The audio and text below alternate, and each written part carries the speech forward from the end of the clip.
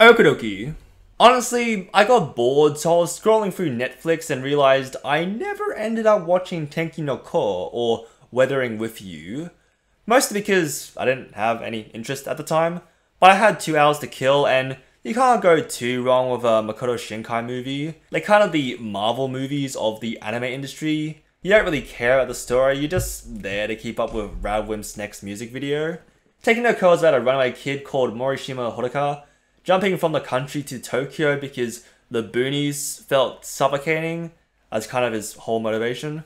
He manages to get a measly job as a conspiracy theory blog writer who is currently writing about the constant rain that Tokyo is going through, which leads him to meeting Amano Hina, an orphan that's also struggling financially, who holds a mysterious ability to control the weather.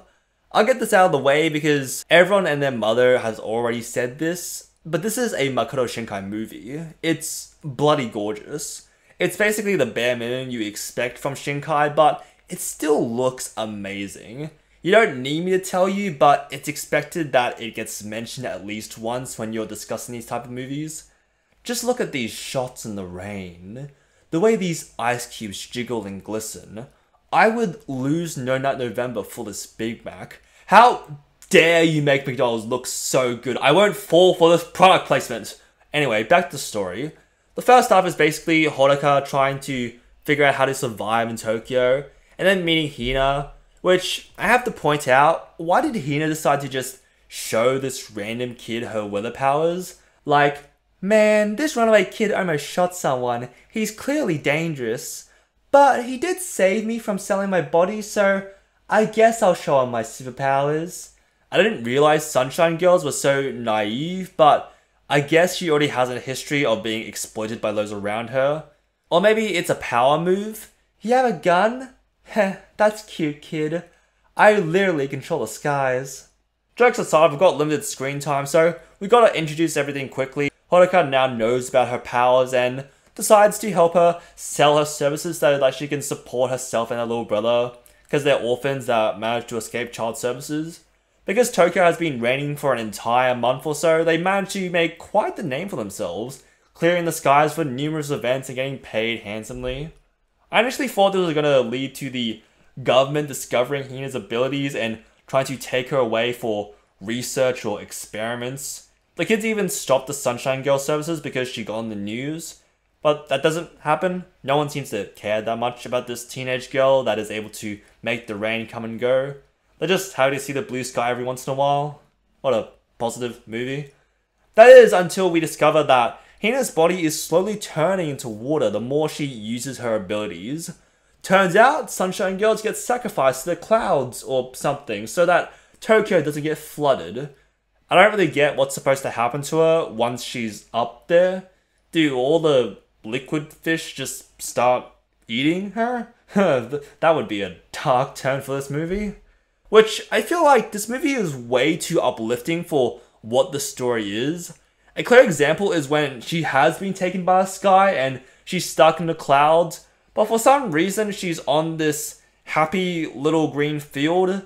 That scene feels antithetical to what is supposed to be happening. This poor girl is being sacrificed for the sake of all the Tokyoites, but it's still this beautiful shot that just takes away all the sadness. But it is a sweet little romance, one that I did enjoy slightly more than Your Name. Not that much, but honestly they're kind of in the same ballpark. But it is a nice romance. Hodaka chooses Hina over saving Tokyo from becoming the next Atlantis. The climax is basically Hodaka conveniently escaping the police station after he's arrested for being a runaway, and illegal possession of a firearm.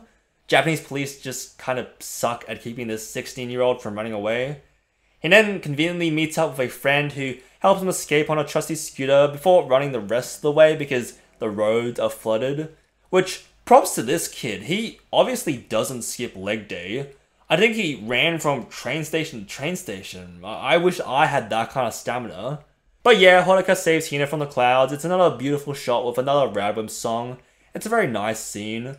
Although I have to imagine Hodaka probably killed a few citizens with his actions, with Tokyo now being submerged.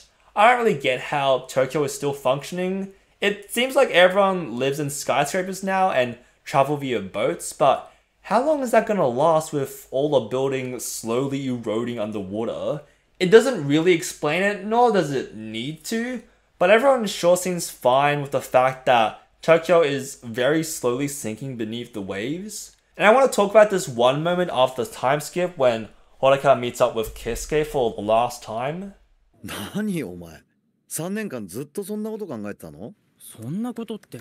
大学生にもなるってのに相変わらずガキだねお前は。だってあの時俺たちは。お前たちが原因でこうなった？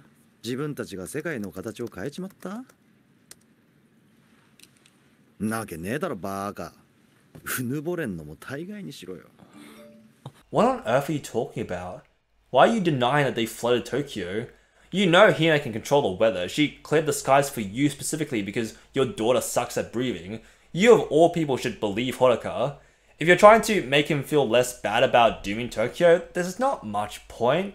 You were there when the rain suddenly came back right after letting him go up the building, and he brought back Hina, who shouldn't have been up there because half the building had already been destroyed. I know they say correlation doesn't equal causation, but you have to admit there's no way this is not Hodaka's fault. Don't sugarcoat it, he made his choice. He's enjoying his romance. Honestly, Tenki no Ko was fine. It was an enjoyable enough movie. I got what I wanted out of the experience. There's a reason why it took me almost 4 years to watch this movie. I still haven't seen the chair one. I imagine that's more of the same. Tenki no Ko was decent, definitely something most people will enjoy. Thanks for watching. If you want me to drown the Tokyo floods, let me know in the comments below and tell me your thoughts while you're down there. Like and subscribe for more content. Let me know if that's something you'd like me to cover. I like to talk about anything that interests me. That's all I wanted to say. I hope you all have a good rest of your day.